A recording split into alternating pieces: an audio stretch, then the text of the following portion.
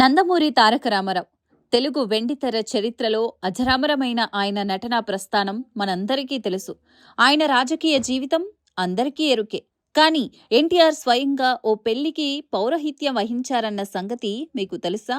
అది ముఖ్యమంత్రి హోదాలో ఉన్న సమయంలో పెళ్లి పెద్దగా వ్యవహరించడం విశేషం. ఆయన పౌరహిత్యంలో ఒక్కటైన ఆనాటి వధూవరులు ఎవరో ఈ వీడియోలో తెలుసుకుందాం. జూలై 7, 1988 ఉదయం 6:40 వివాహ ముహూర్తం. ఒంగోలు పట్టణం రామ్నగర్లోని టొబాకో సంస్థ ప్రాంగణంలో కళ్యాణ వేదిక. ఆ ప్రదేశమంతా 10,000 మంది జనాభాతో కిక్కిరిసిపోయింది. ఆ క్షణం అందరి కళ్ళు ఓ వ్యక్తి కోసం ఎదురు చూస్తున్నాయి. వారంతా వధూవరుల బంధుమిత్రులు కాదు, ఆ పెళ్లికి అతిథిగా హాజరవుతున్న తమ ప్రియతమ ముఖ్యమంత్రి నందమూరి తారక రామారావును కనులారా చూసిపోదామని అక్కడికి విచ్చేసిన జనవాహిని. ముహూర్తం సమయం ఆసన్నమైంది. అన్నగారు వివాహ మండపంలోకి అడుగుపెట్టారు. వధూవరులను ఆశీర్వదించడానికి హాజరైన ఎన్టీఆర్ కవిగారు అంటూ పెళ్లికొడుకు తండ్రిని దగ్గరకు పిలిచి చెవిలో ఏదో చెప్పారు. అంతే, అక్కడ సీన్ మొత్తం మారింది. అప్పటిదాకా వేదికపై ఉన్న పురోహితుడు వేదిక దిగాడు. ఆయన స్థానంలో ఎన్టీఆర్ ఆసీనులయ్యారు. అక్కడున్న వారంతా ఒక్కసారిగా షాక్ అయ్యారు. సర్వత్రా ఏం జరగబోతుందనే ఉత్కంఠ. ఎన్టీఆర్ మైక్ అందుకున్నారు. సంస్కృతంలో ఉన్న వివాహ మంత్రాల అర్థం వీరికి తెలీదు.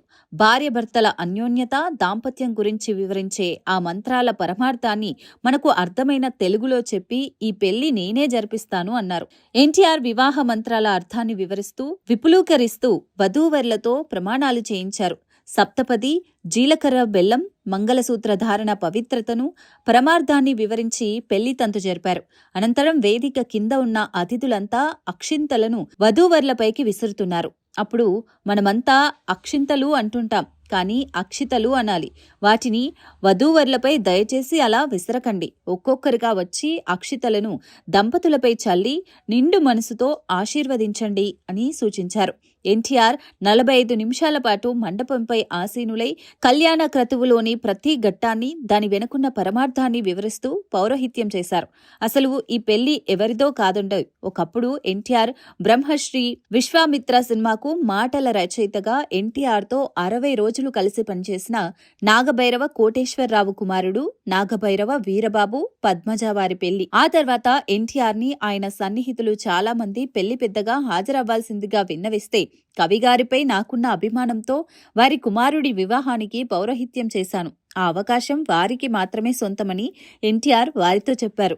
మీకు ఈ వీడియో నచ్చితే లైక్ చేయండి, షేర్ చేయండి, మా ఛానల్ను సబ్స్క్రైబ్ చేయండి. Thank you.